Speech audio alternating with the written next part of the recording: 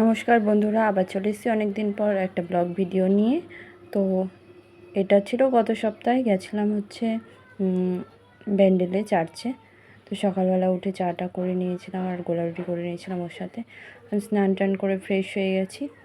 তারপরে যাওয়ার সময় আর ভিডিও করা হয়নি, এত গরম ছিল বাইরে।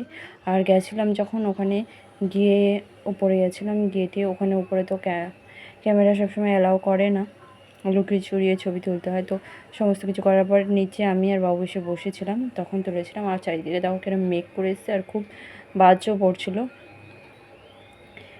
তো বেশিক্ষণ ওখানে বসেও থাকতে পারিনি।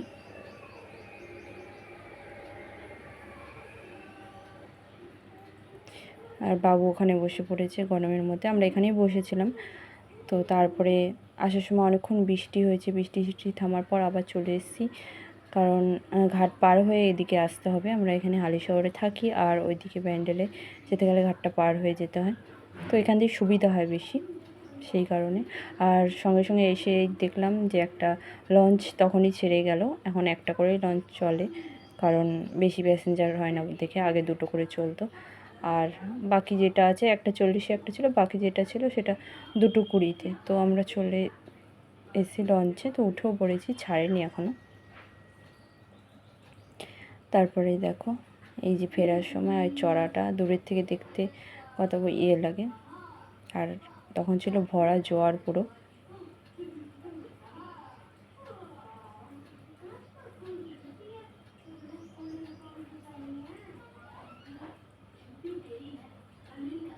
জলগুলো দেখতে খুব ভালো লাগছিল।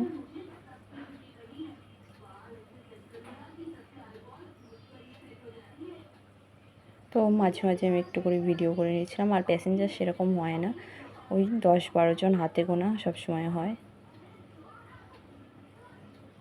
তো চড়াটা ছেড়ে এদিকটা ঢুকে গেছিলো,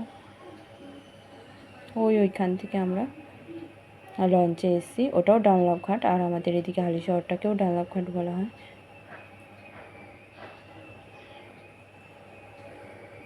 আর যেতে যেতেই তখন দেখলাম ওইগুলো হয়তো ওই সুন্দরবনের ওদিকে সব ট্যুরের জন্য যাচ্ছিলো, 3খানা 4খানা এরকম ছোটো ছোটো